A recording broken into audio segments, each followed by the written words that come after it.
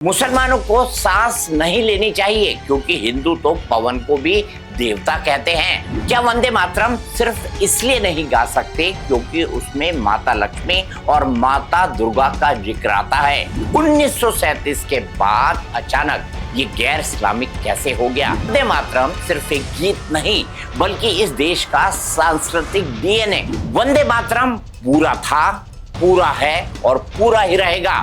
मजहबी विचारधारा की सोच जिन्ना ने शुरू की, वही जिन्ना जिसने पाकिस्तान मांगा, वही जिन्ना जिसके चलते माँ भारती 2 टुकड़ों में बटी। आज वोट बैंक की खातिर उसकी पंक्तियां नापी जा रही हैं। क्रांतिकारियों ने फांसी का फंदा चुनते वक्त राष्ट्रगीत की पंक्तियों में हिंदू और मुसलमान नहीं ढूंढा था।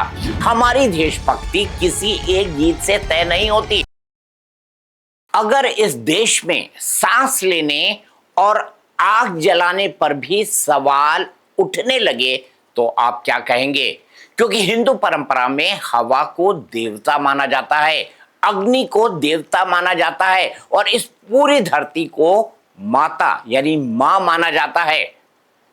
तो क्या अब इस देश में सांस लेना भी गैर मजहबी होने वाला है?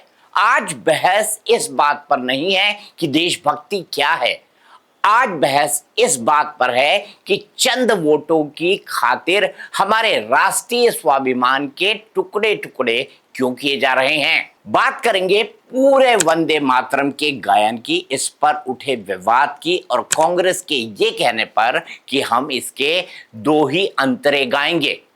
दरअसल स्वतंत्रता आंदोलन के दौर में इस गीत को लेकर कोई सांप्रदायिक भेद नहीं था और कई प्रमुख राष्ट्रभक्त मुसलमानों ने इसे अपनाया और गाया था।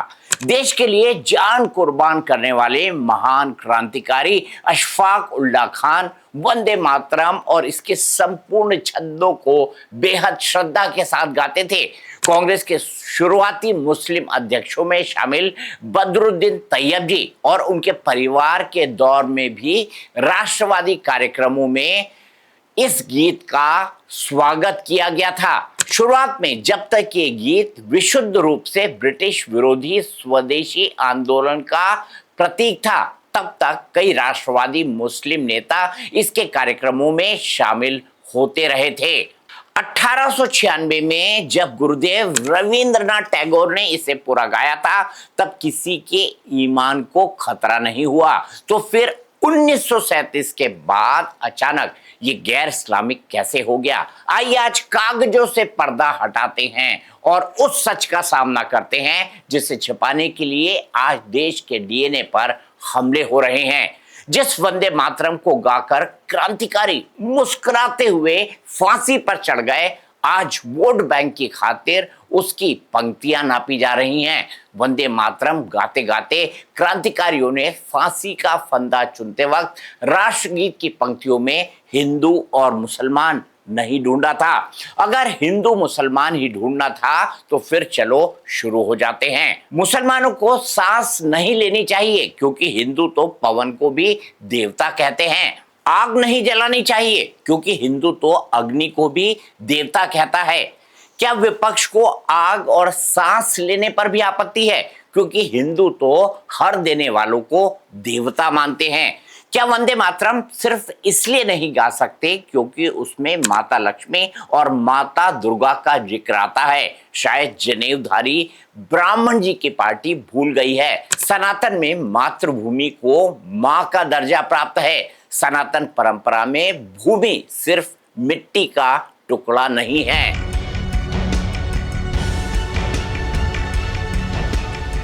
हिंदू लोगों के घर जब पंडित आता है ना तो जन्म से मरण तक के काम होते हैं और उससे ये काम करवाए जाते हैं। बॉर्डर मूवी में सुनील शेट्टी जब ये डायलॉग कहता है कि धरती मेरी मां है तो आज भी हर देखने वालों के रोंगटे खड़े हो जाते हैं, अपने आप ही हाथ तालियां बजाने लगते हैं। लेकिन क्या सिर्फ ये फिल्मों तक ही धरती मां है? असल जिंदगी में मां से पहले मजहब है। अब कुछ ज्ञानी लोग सवाल करते हैं कि हमारी देशभक्ति किसी एक गीत से तय नहीं होती। बिल्कुल सही बात है कि देशभक्ति किसी एक गीत का मोहताज नहीं है। लेकिन वंदे मातरम सिर्फ एक गीत नहीं बल्कि इस देश का सांस्कृतिक डीएनए और राष्ट्रीय पहचान है।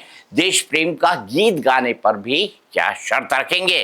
राष्ट्रगीत पर समझौता देश के स्वाभिमान से क्या समझौता नहीं है? जब राष्ट्र पहले आता है तो राष्ट्रगीत के सम्मान में कोई शर्त नहीं होनी चाहिए। वंदे मातरम पूरा था, पूरा है और पूरा ही रहेगा। वंदे मातरम कोई विकल्प नहीं, भारत का संकल्प है। 1896 में टैगोर जी ने पूरा गाया, क्रांतिकारियों ने सीने पर खाया। आज वोट बैंक के लिए इसका अपमान क्यों? भगत सिंह और अशफाक उल्लाह खान ने तो इसे हिंदू मुस्लिम के चश्मे से नहीं देखा। हाँ, मुस्लिम लीग ने जरूर देखा था। जब अंग्रेजों ने बंगाल को बांटा तब वंदे मातरम ही विरोध का सबसे बड़ा नारा बना था।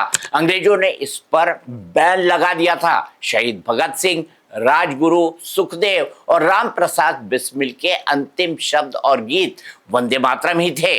1907 में जर्मनी के स्टटगार्ट में भारत का जो पहला झंडा फहराया गया था उसके बीच में वंदे मातरम ही लिखा हुआ था।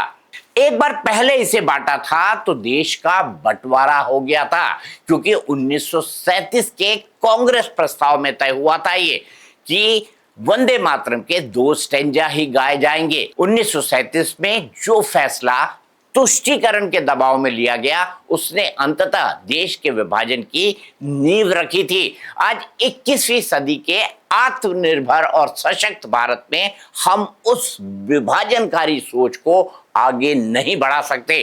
इस देश के मुसलमानों को वंदे मातरम पर अब नहीं बहला सकते। जिन्हें वंदे मातरम में मूर्ति पूजा की गंध आती है वो धर्मनिरपेक्षता के खिलाफ हैं। अपनी मातृभूमि को नमन करना मूर्ति पूजा नहीं है बल्कि राष्ट्रभक्ति है। धर्मनिरपेक्षता का मतलब राष्ट्र की सांस्कृतिक जड़ों को काटना नहीं होता।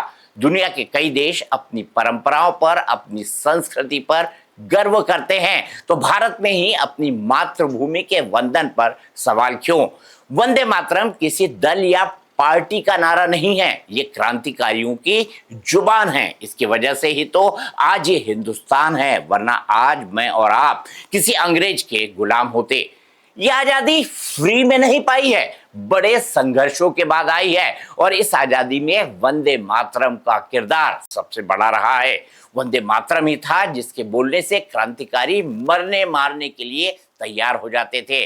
वंदे मातरम ही था जिस पर हर हिंदुस्तानी का खून खौलकर अंग्रेजों के खिलाफ उबाल मारता था। सवाल आपकी देशभक्ति साबित करने का नहीं है, सवाल राष्ट्रगीत के प्रति आपके सम्मान का है। जब सेना का जवान सीमा पर जान देता है तो वे भारत माता की जय और वंदे मातरम का नारा लगाता है। अगर किसी को राष्ट्र के इस मूल गीत से ही परहेज होने लगे तो सवाल देशभक्ति पर नहीं, उसकी मानसिकता पर उठना स्वाभाविक है। अगर सवाल यह है कि संविधान मजहब अपनाने की आजादी देता है, हम अल्लाह के सिवा किसी की वंदना नहीं कर सकते, तो संविधान का जो अनुच्छेद 25 में मजहबी या धार्मिक स्वतंत्रता की बात जरूर कही गई है, लेकिन संविधान का अनुच्छेद 51 ए हर नागरिक को राष्ट्रध्वज, राष्ट्रगान और राष्ट्रीय प्रतीकों का सम्मान करने की फंडामेंटल ड्यूटी भी सौंपता है। मातृभूमि को मां या दुर्गा का स्वरूप मानना किसी धर्म की पूजा पद्धति का थोपना नहीं है, बल्कि ये भारतीय संस्कृति का एक एलिगोरी है। जैसे एक बेटा अपनी मां के पैर छूता है तो वो किसी की पूजा नहीं कर रहा होता बल्कि अपनी मां का सम्मान कर रहा होता है। अब बात करता हूं उस देश की जहां दुनिया की सबसे ज्यादा मुस्लिम आबादी है।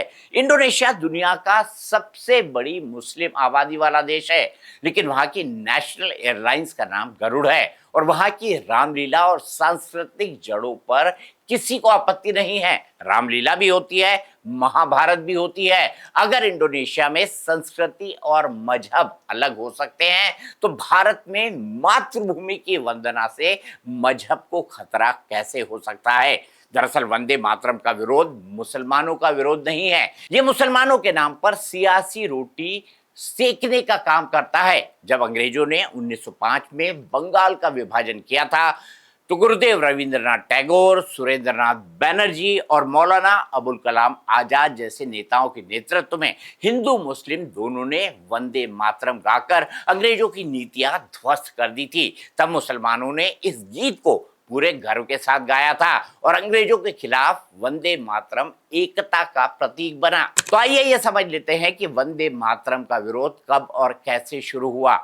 1930 के दशक के शुरुआत में इस मजहबी विचारधारा की सोच जिन्ना ने शुरू की। वही जिन्ना जिसने पाकिस्तान मांगा, वही जिन्ना जिसके चलते मां भारती दो टुकड़ों में बटी। 1937 का लखनऊ अधिवेशन, यहां पर मुस्लिम लीग और मोहम्मद अली जिन्ना ने जब अलग देश पाकिस्तान की मांग की नींव रखनी शुरू की, तब उन्होंने वंदे मातरम को पहली बार सार्वजनिक तौर पर निशाना बनाया। गाहे बगाहे ये बात जरूर हो जाती थी। जिन्ना ने मुस्लिम लीग के मंच से प्रचारित किया कि ये गीत बुत परस्ती यानी मूर्ति पूजा को बढ़ावा देता है और मुसलमानों पर थोपा जा रहा है। मुस्लिम लीग के तुष्टीकरण और दबाव में आकर कांग्रेस ने 1937 के कोलकाता अधिवेशन में यह फैसला लिया कि वंदे मातरम के केवल पहले 2 छंद ही गाए जाएंगे और बाकी छंद हटा दिए जाएंगे।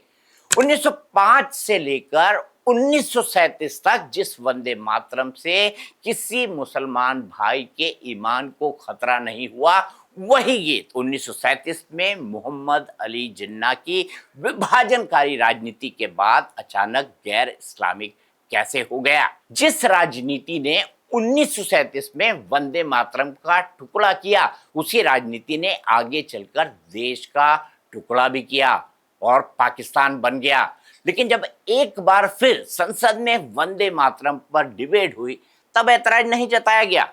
आखिर देश की संसद में कांग्रेस ने साफ साफ मना क्यों नहीं किया कि हम पूरे छंद नहीं गाएंगे, सिर्फ 2 छंद गाएंगे। क्या एक बार फिर तुष्टीकरण करके हम एक और बंटवारा चाहते हैं, फिर सियासी खेल खेलकर लोगों को बांटने का काम? हिंदुस्तान के लिए तो अच्छा नहीं है। पाकिस्तान और बांग्लादेश को हाल के दिनों में देखने के बाद तो बिल्कुल नहीं। Bus stop, enough is enough.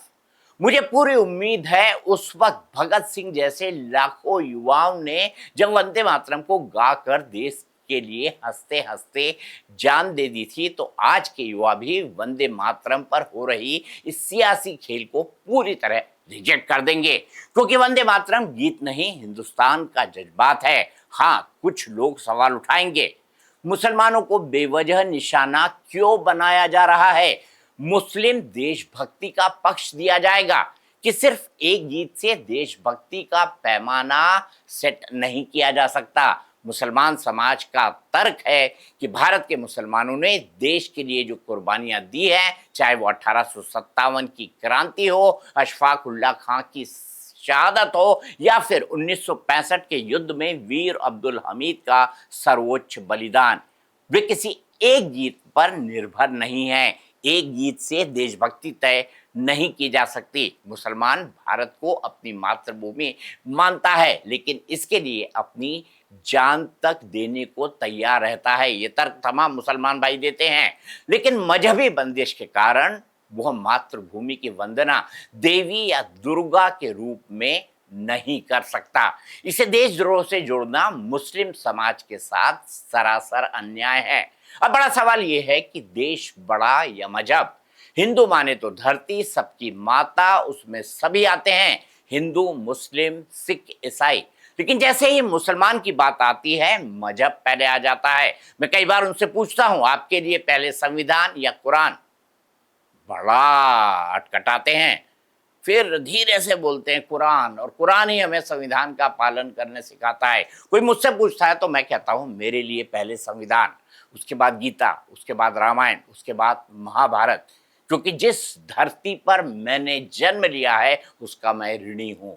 अगर धर्म या मजहब पहले है तो फिर देश तो दूसरे नंबर पर हुआ ना। मैंने कहा ना, जब पूछते हैं संविधान या कुरान तो कैसा जवाब आता है वो मैंने आपको बताया। चले मान लेते हैं मजहब या धर्म, पहले तो फिर अब सजा की बारी आती है। तब भारतीय संविधान क्यों चाहिए? तब फिर इस्लाम पहले क्यों नहीं आता? अपनी सहूलियत के हिसाब से देश चाहिए। सहूलियत के हिसाब से 2 बार दे चुके हैं, पहला पाकिस्तान और दूसरा बांग्लादेश। अब ये देश संविधान से चलेगा, ना हिंदू से चलेगा ना मुसलमान से चलेगा। नाना पाटेकर की तिरंगा मूवी में एक डायलॉग है कि ये मुसलमान का खून है या हिंदू का खून, बता इसमें मुसलमान का कौन सा है और हिंदू का कौन सा? बता, बनाने वाले ने इसमें फर्क नहीं किया तो तू कौन होता है फर्क करने वाला? तो बस मेरा भी सवाल है कि ये वंदे मातरम हिंदुस्तान का है या हिंदू और मुसलमान का है? तो आज मैं आप पर यह सवाल छोड़ता हूं, प्लीज प्लीज बताइए, वंदे मातरम किसका? हिंदुस्तान का? वंदे मातरम किसका? हिंदू का, मुसलमान का या फिर हिंदुस्तान का? हैशटैग वंदे मातरम दीपक पर इस सवाल का जवाब दे। और इसके बारे में और थॉट प्रोवोकिंग वीडियोस मैं आपके सामने लेकर आऊंगा। चलते चलते मैं कहना चाहता हूं सिर्फ इतनी सी बात कि भाई मजहब के आधार पर भारत माँ के 2 टुकड़े 1947 में हो चुके हैं। ये मजहबी दादागिरी की राजनीति को अब न चलने दे। अगर मजहबी दादागिरी की राजनीति इसी तरह चलती रही तो देश के अंदर ही एक ऐसा विभाजन होगा जो देश के लिए नासूर बन जाएगा। मेरे आज की वीडियो में आज के लिए इतना ही।